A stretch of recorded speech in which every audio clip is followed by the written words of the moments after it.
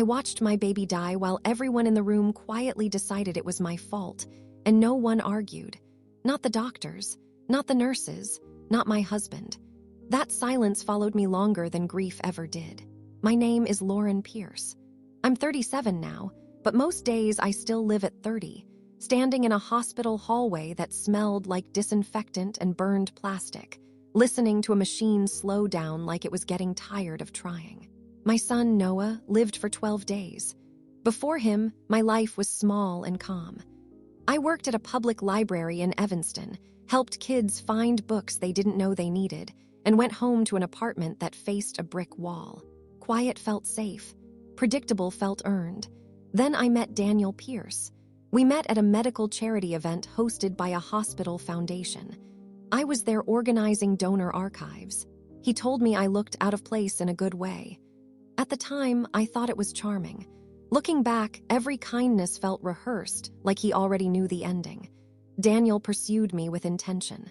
Not reckless, not desperate, precise. Reservations made weeks ahead. Flowers delivered to my job. Compliments that felt studied. When he proposed, he said, "I want to build something clean with you." Clean. I didn't understand how loaded that word was. I met his mother, Evelyn Pierce, 2 weeks after the engagement. She didn't insult me. She evaluated me. She asked about my parents, my health, my background. Each question sounded polite but landed heavy. "So, any hereditary conditions? You said you were adopted. Closed records?" She folded her hands as she spoke, fingers interlaced like she was praying. Evelyn had been a nurse years earlier. She spoke about hospitals like they were sacred places. The Pierce family name was etched into one of the hospital wings, not because they were generous, but because they were wealthy enough to be remembered. Daniel squeezed my hand afterward and said, "She just wants perfect outcomes." Perfect. We married. 6 months later, I was pregnant. Evelyn insisted on extra testing. "Just being responsible," she said gently. "Your medical history is incomplete." I didn't push back. When you're trying to belong, you mistake compliance for love. Noah arrived early but breathing on his own. Small hands, loud heartbeat. He curled his fingers around mine like he already trusted me. For 11 days, I believed we were lucky. On the 12th, he stopped feeding. By evening, we were rushed into the NICU. The lights were dim. The machines beeped in patterns I didn't understand. Doctors whispered instead of speaking clearly, like volume could change outcomes. A genetic counselor arrived. She spoke carefully. Too carefully. She explained a rare inherited disorder. Recessive, fatal, unpreventable. When she said it, her eyes flicked toward me. Daniel didn't say anything at first. Later, outside the NICU, away from staff, he finally spoke. "You never told us your background was this risky." I stared at him, waiting for him to realize how wrong that sentence was. "Our son is dying," I said. He leaned in, voice low, controlled. "And your blood did this." Evelyn stood behind him, silent, watching, like the verdict had already been reached. Noah died at 3:47 a.m. The doctor said cardiac failure, but everyone understood what it meant. Genetic. Inherited. Mine. Daniel didn't hold my hand at the funeral. 3 weeks later, he moved out. 3 months later, the divorce papers arrived. For 7 years, I lived like the verdict was final. Like my body had betrayed my child. Like loving him was the crime. Then, on a Tuesday morning that smelled like old coffee and paper dust, my phone rang. A hospital number. A woman's voice said, "Miss Pierce, this is St. Matthew's Medical Center. We need to speak with you about your son."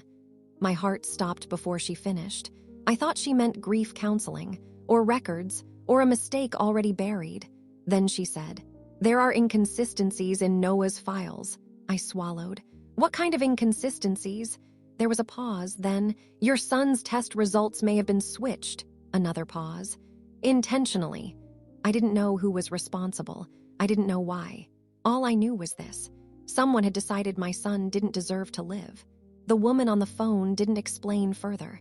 She didn't need to. Inconsistencies was enough to pull me back into a place I had spent 7 years trying not to remember. I left work early. My manager didn't ask questions. People tend not to when your voice sounds like it might break if they do. St. Matthew's Medical Center looked exactly the same. Same glass entrance, same polished floors, same faint smell of disinfectant that clung to memory more than walls. At the front desk, I gave my name. The receptionist paused, looked at her screen, then at me. "Oh," she said softly, "someone will be with you." That word, "oh," carried more weight than it should have. I was led into a small conference room instead of an office. No windows, neutral art. A long table that made me feel like I was about to be questioned, not helped. A woman entered a few minutes later. Late 40s, calm, professional. Her badge read Dr. Karen Whitfield, Pediatrics. "Thank you for coming in, Miss Pierce," she said. "I know this must be difficult." I didn't sit right away. "Why are we here?" She folded her hands on the table. Not like Evelyn did, but close enough that my stomach tightened. "There's been a routine audit of archived neonatal records," she said. "During that process, some files from several years ago flagged as irregular." "Irregular how?" I asked. She hesitated, just long enough to notice. "There are gaps," she said. "Misfiled documents, missing timestamps." My pulse picked up. "You called me because of paperwork." Dr. Whitfield met my eyes. "Miss Pierce, I want to be very clear. We are not saying anything definitive." That sentence landed wrong. You only say that when someone might think something is definitive. She slid a thin folder across the table. My name was typed on the tab. Inside were copies. NICU intake forms, medication logs, lab request sheets. I recognized my handwriting on one page, the shaky signature from the night Noah was admitted. But some pages were wrong, dates out of order. A lab result printed twice, once with a note attached, once without. A medication log initialed by someone whose name I didn't recognize. "Are these my son's records?" I asked. "They're labeled as such," Dr. Whitfield said carefully. I felt cold. "Labeled," she exhaled. "Miss Pierce, sometimes in high-volume units, errors happen. Charts can be misassigned, samples mislabeled." "Mislabeled how?" I asked. She didn't answer directly. Instead, she said, "We want to make sure you understand that none of this changes what happened medically." The room went very still. "What happened medically," I said slowly, "was that my son was blamed for being born wrong." Dr. Whitfield shifted in her chair. "I'm saying," she replied, "that revisiting this may not bring you peace." There it was, the warning disguised as concern. I pushed the folder back toward her. "Then why call me?" Another pause. "Because if there were errors," she said, "you deserve to know they existed." "But you don't know what the errors are," I said. "We're still reviewing," she replied. "Who else knows about this?" I asked. Her eyes flicked briefly to the door. "This review is internal." I laughed once, not because it was funny. "So the hospital investigates itself," I said, "and decides whether I get answers." Her expression tightened. "That's not what I said. It's what you meant," I replied. Dr. Whitfield closed the folder. "For now," she said, "we ask that you don't discuss this with anyone. These matters can be sensitive." Sensitive, I stood. My legs felt unsteady, but anger held me upright. "You blamed my genetics," I said. "You let my marriage fall apart. You watched me leave this building believing I killed my child." She opened her mouth, then closed it. "I want a full copy of his records," I said. "All of them. Unredacted." She hesitated. "I'm entitled to them," I added. "Yes," she said finally. "You are." Outside, the air felt thin. I sat in my car for a long time before turning the key. No one from Daniel's family had contacted me. No messages, no calls. That silence felt intentional now. That night, I spread the copied pages across my kitchen table, and that's when I noticed it. A lab result timestamped 4 hours after Noah died. The hospital said it was a clerical error. But clerical errors don't happen after a heart stops. And for the first time in 7 years, I stopped asking what went wrong and started asking who had access. The hospital mailed the records 2 weeks later, not electronically, not securely, by certified mail like they were sending evidence without admitting it was evidence. The envelope was thick, heavy, final. I didn't open it right away. I made coffee first, sat at the kitchen table, let my hands stop shaking. I told myself this was just paperwork, the same lie the hospital had used on me. Inside were photocopies, hundreds of pages, intake forms, shift schedules, lab reports, medication charts. Everything looked official. Everything looked clean. Too clean. Names were blacked out with thick redaction bars. Initials replaced signatures. Entire pages labeled unavailable with no explanation. I flipped through slowly, afraid of missing something. The timestamp was still there. The lab result marked 4 hours after Noah's death hadn't been removed. It had been boxed, highlighted, flagged, like someone wanted me to see it but not understand how it happened. I called the hospital. After 3 transfers, I reached medical records. "Yes," the woman said politely. "What you received is complete." "It's not," I replied. "There are redactions." "Those are standard," she said, "for privacy." "Whose privacy?" I asked, a pause. "Our staff," she said. I hung up. That night I barely slept. Not because I was afraid of what I'd find, but because I started wondering who knew I was looking. The next morning, I received an email from Legal Affairs. It thanked me for my patience and explained that any further questions should be directed only through official channels.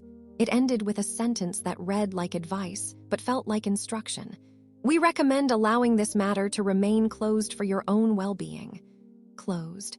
I forwarded the email to myself, printed it, added it to the growing pile on my table. On the 3rd day, I noticed something else. A medication log listed potassium supplementation, routine, harmless, but the dosage column was smudged. Not redacted. Smudged. Like someone had dragged their thumb across wet ink. I stared at it for a long time. Then I did something I hadn't done in 7 years. I drove past Daniel's office. I didn't go in. I didn't call. His building was glass and steel, visible from every angle. Confident, exposed, lights on, cars in the garage, life uninterrupted. No one from his family had reached out. That silence no longer felt neutral. It felt coordinated. 2 days later, another message arrived, this time from risk management. They offered condolences, acknowledged my continued distress, explained that reopening historical cases often caused emotional harm without productive outcome. They attached a brochure on grief counseling. I closed the email without replying. That night, my phone rang from an unknown number. I almost didn't answer. "Miss Pierce," a man said, calm, professional. "This is a courtesy call." "From who?" I asked. "A concerned party," he replied. "We've been made aware that you're reviewing sensitive medical documentation." "I'm entitled to it," I said. "Of course," he agreed smoothly. "We simply want to make sure expectations are realistic." "What does that mean?" I asked. "It means," he said, "that revisiting past outcomes rarely changes them." "And if they were wrong?" I asked. A pause. "Wrong is a strong word," he said. "Ambiguous is more accurate." My grip tightened around the phone. "You're asking me to stop," I said. "No," he replied.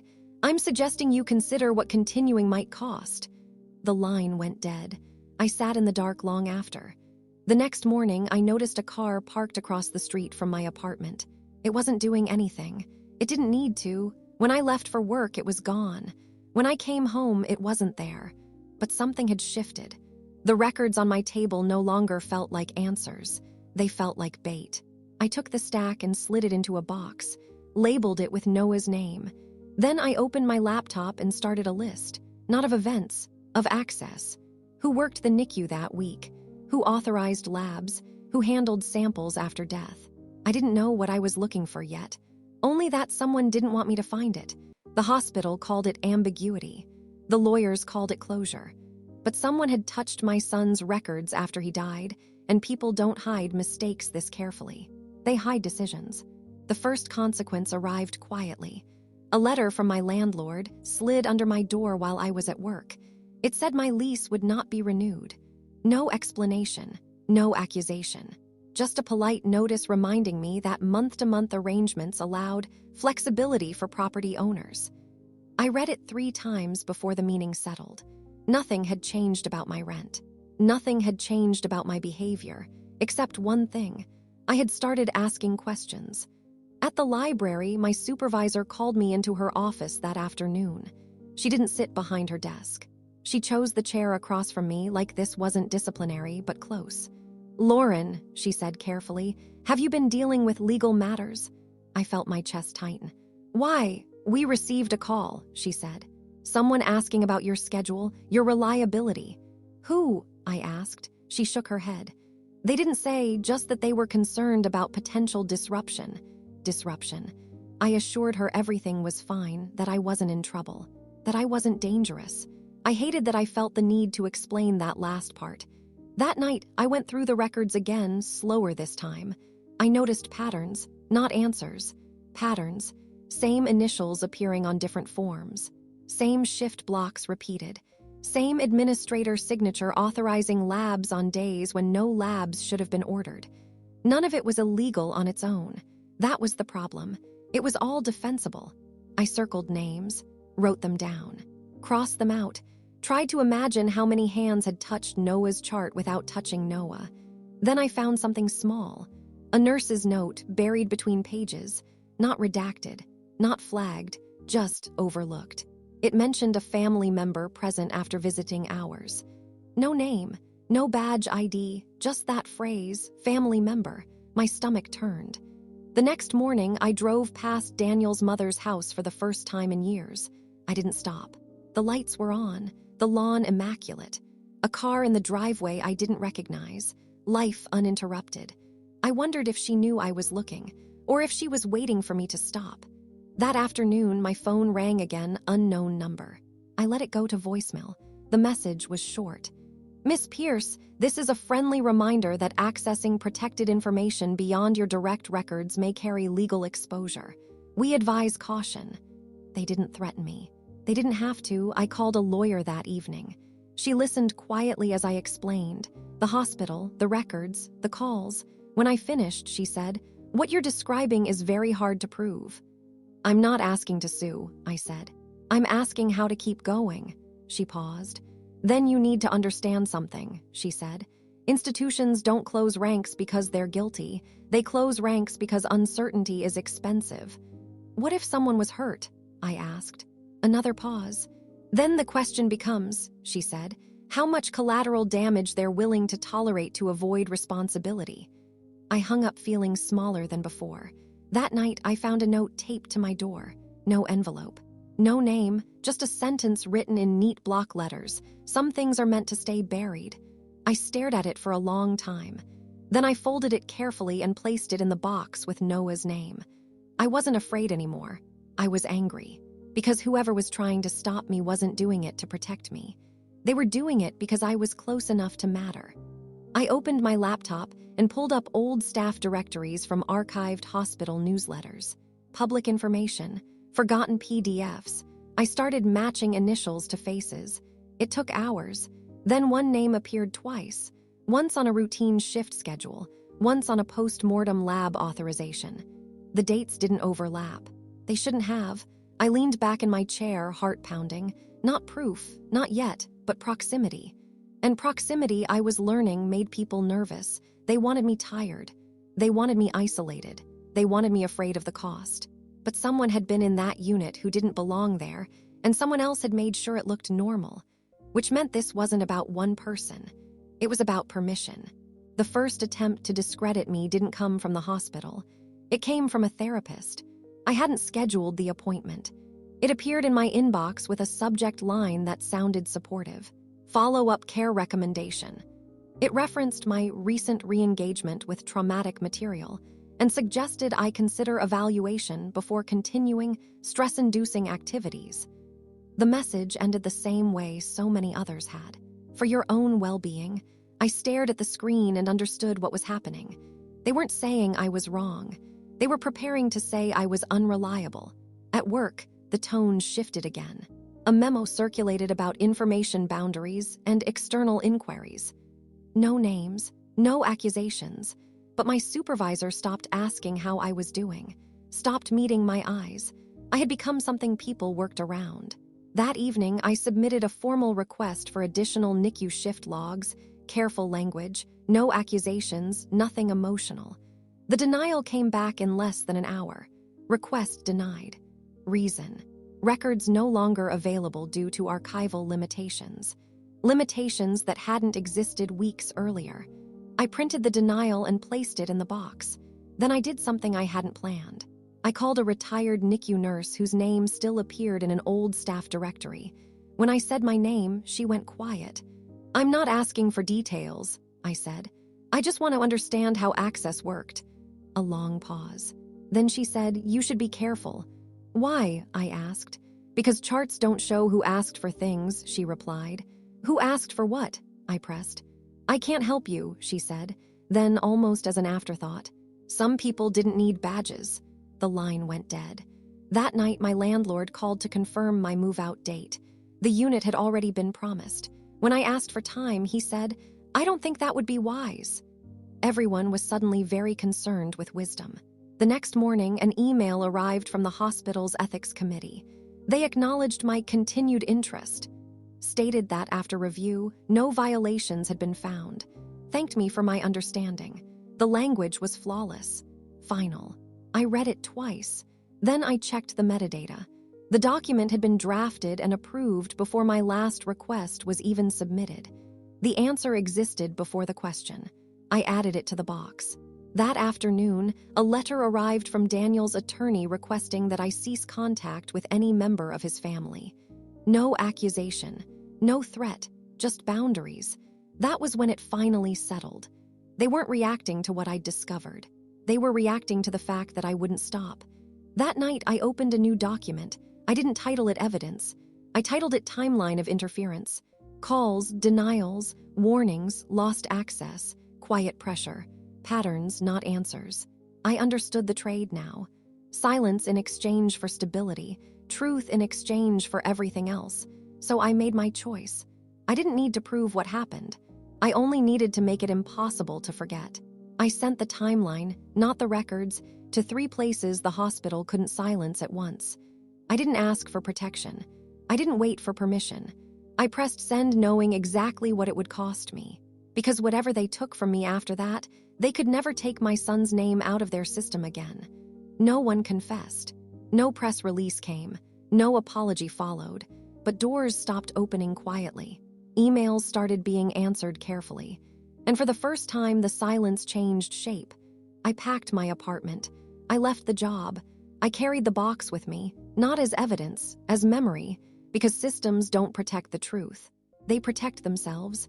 And I had finally stopped asking them to decide what my son deserved. I didn't get justice. I got something harder. I made forgetting impossible. And that was enough.